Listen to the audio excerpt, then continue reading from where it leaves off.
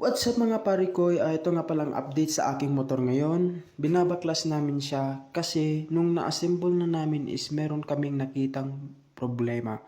So, kailangan namin baklasin para makita namin yung mga problema niya sa loob. Ito ang isa namin nakita is yung kanyang shock absorber mismo na tabingi. Dalawa po yan kaya pinalitan na namin. Pati rin dito sa kanyang tipos ay natabingi rin. By order yan, kaya natagalan, so kailangan na lang namin ipa-straight. At nung nakita namin na yung problema niya talaga is lumapit yung gulong sa harap.